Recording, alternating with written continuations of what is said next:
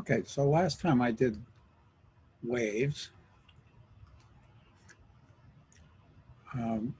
little masses connected with springs, looking at force from left and right. And I can extend this to waves in a plane by simply adding an up and down to our left and right springs. And so the spring update function is going to take a checkerboard array of vertex position, and the unity plane primitive has a checkerboard of positions, and an array of velocities, and I can update them with time steps and this scan across the checkerboard where I have the up, down, left, and right vertices. One thing that complicates this a bit is that the vertice numbers are a one-dimensional array, whereas I like to think about it as a checkerboard. And so I have to, that's the reason for this up, down, left, and right. For each of the interior points, again, like as with the 1D case that had fixed endpoints with the checkerboard, I'm also going to keep the edges of the checkerboard fixed. This way the waves bounce off the edge here. But I'm going to go through and calculate the forces in the up, down, left, and right direction. That's just the displacement between the one that I'm testing, the counter, and the up, down, left, and right. And notice here, I'm not doing this as a one-dimensional thing, but because Unity carries three-dimensional vectors so handily, I'm just going ahead and doing the forces in all directions, X, Y, and Z. The numerical method, Euler-Kromer updates the velocity first and then the positions. So I can do that here, update the velocity with that force. I'm assuming uniform mass of 1, and then updating the positions with that velocity. So this is just the Euler-Kromer method, and it's going to return all those new vert positions. So this is great, and one can play with the Unity plane primitive, but it's only an 11 by 11 mesh, and it doesn't have a lot of resolution. And we might want to have a bigger mesh to play with. And so we can build our own mesh from scratch. And there was a Unity tutorial on this, which I've misplaced, but it had a very simple script in here, and this is an old thing, it's in JavaScript, but basically it goes through and builds a mesh. Now, the thing that you need to build a mesh, you have to define its vertices. You have to define the UV coordinates of each of those vertices. And you have to define what vertices each triangle is made out of. So in the inspector, we're going to enter the positions of the vertices, the UV coordinates of the applied texture, and the list of vertices that comprise our triangle. And this is done in build mesh here. Let me get in build mesh. So here in the build mesh, I've got this mesh builder script, what I just showed you, except in C#. I have the number of vertices. The simplest thing you can build is a triangle, so it has 3 vertices. I'm putting it at 5 units in X, the second one in 5 units in Y, and the third one at 5 units in Z. So it's a little triangle kind of in 3-dimensional space. UV coordinates, the first one is going to be 0, 0, the second one 0, 1, and the third one 1, 1. How your texture is applied to the triangle will depend on your choice of where to sample the texture. And finally, the triangle has the triangle has nodes 0, 1, and 2. These vertices 0, 1, and 2 in its triangle. And so very quickly, just running this, here's what this looks like. It builds a triangle, and the texture is mapped across it in a particular way. If I change those UV settings, I would get a different texture mapping on that triangle. So they also had an example MoveMesh. And again, it was in JavaScript, but it has X, Y, and Z scale. It catches the original vertices and the mesh. These are public in JavaScript. It gets the mesh filter, catches the original vertices, and then in the update function, it goes through and displaces each of those vertices with a sign function and those individual scales. And so this looks something like this, where the triangles of the cube, and notice each quad face of the cube is actually 2 triangles, and all of the different vertices of the sphere, and there are lots of them in the sphere, are being displaced by this simple little function. And just to show you that you can, here's Ethan being deformed by that very same script that's making him grow and shrink. And so we're deforming Ethan's mesh, which is a whole bunch of triangles. You can see over in the wireframe world, Ethan is a whole bunch of triangles, and each of those triangles constitutes a vertex. If you're curious, if I pause this, we can see that Ethan has 8,771 vertices. I don't know if it shows, no, that's all it shows. It has a lot of vertices. So building on that, I'm going to use my spring update function that does the wave equation in 2 dimensions. And I'm going to build a plane of arbitrary n by n size. But I have to figure out where all the vertices are, what their UV coordinates are, and what vertices each triangle is made up of. So my approach is going to follow a couple of steps. I'll generate the vertices. I will assign quadrilateral indices, because when you're thinking about a checkerboard, it's much easier to think about quadrilaterals. And each quadrilateral I have to split into 2 triangles, and then I'll assign those indices.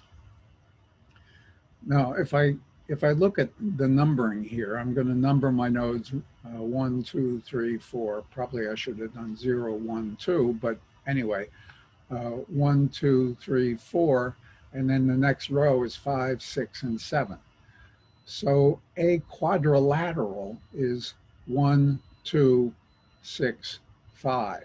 And I'm breaking that into 2 triangles, 5, 6, 1, and 2, 1, 6. Now the important thing there is to keep track of the winding of my triangles. 5, 6, 1 is clockwise, and 2, 1, 6 is clockwise. The winding of our triangle determines what is the front face and what is the back face. And the back faces, by default, aren't rendered in Unity.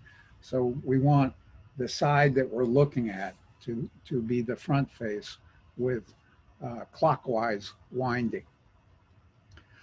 So build a plane is going to go through all of this stuff. We have the n by n, bunch of game objects, whether to display the vertices or not, whether to animate, debugging, all this other stuff.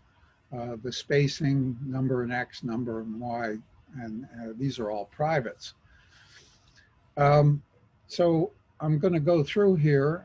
First, I have to figure out how many vertices I'm going to have. That'll be nx times ny.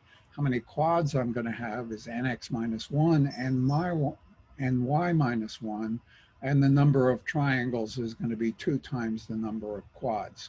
Set up all my arrays. Then I go through the checkerboard. And again, because vertices are a one-dimensional array, I have this counter that is keeping track of it as I go through the checkerboard from 0 to ny and from 0 to nx. Generating positions, I'll start with the y all at 0, assign these to the vertices. I need a vertice velocity, and I'll set it initially to 0, and then adjusting my positions here to kind of scale them into place. The UVs can be pretty simple. UVs are a vector 2, and I'm just going to uniformly assign this. These are the positions of the vertices, and these are their positions in the UV two-dimensional vector 2. And if I'm going to display the vertices, I'm going to make it a little object to go where the vertex is. I can show you what this looks like here in one of these cases here. I think the mode case. So these are little objects. These are the vertices that I'm positioning in here.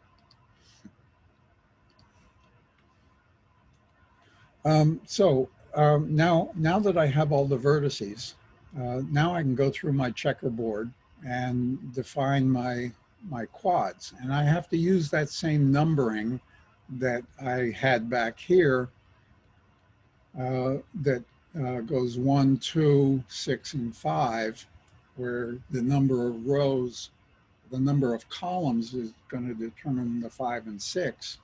And so that's just some little arithmetic that assigns the position of those 4 nodes, which I assign to a quad. Now, having done that, now I can go through the number of quads and pick out each of their x, y, z, and w. I used a 4-dimensional vector for quads. Quad is a vector 4. And now I'm going to form my 2 triangles that, sorry, my screen keeps blanking out. My 2 tries that constitute those windings, the windings of these triangles, the 5, 6, 1 and the 2, 1, 6.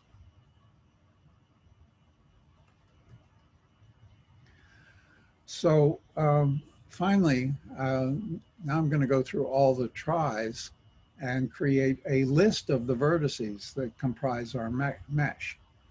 And remember, this is a 1-dimensional array, so I'm going up to the number of tries, getting the vertice X, vertice Y, and vertice Z, updating the counter each time I go through here. So now I have all my pieces. I have my vertices, I have my UV coordinates, and I have my triangles, and what nodes or what vertices each triangle is made from. And now I can make a new mesh, assign the vertices to the mesh vertices, assign the UVs to the mesh UVs, and assign the triangles to the mesh triangles. And just for future use, I'm going to catch the mesh filter and the mesh collider. So all that's very cool. In the update function, I'm going to move those vertices using Spring Update, which I've already shown you. And one note here, in order for the lighting to be correct, you need to call a function, Recalculate Normals. This is a mesh function that will recalculate what the lighting normals are for your surface so that it has the proper shading in a light situation. And we'd like this to be able to interact. We'd like to be able to interact with our plane. And so I have a little script called Touch the Mesh, which I can put on the camera, a Boolean as to whether it's active or not. The camera that I'm going to shoot this ray cast from, if I'm not interactable, I bail. If I'm not pressing a mouse button, I bail. And if it is, then I throw a ray cast out from the mouse position, from the camera screen point out to the mouse position, catching the hit, checking to see if it's the mesh that I'm just made, and bailing if it doesn't have a mesh collider or a shared mesh.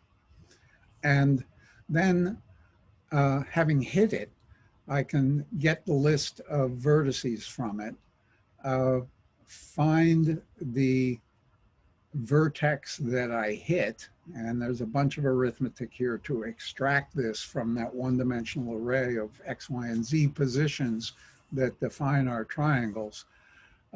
And then I can, once I've hit this, I can do something to it, give it some velocity up, or give it a displacement up, so I can basically move it, assign those now deformed vertices back to the mesh vertices, and to the collider. If I want the collider to reflect the fact that my mesh has changed, I also have to update the collider. So I'm going to stop there, and I will come back and demo this program more completely. So I'm going to stop sharing at this point, and I'll come right back in with a second video to demonstrate that program. See you in class. Bye.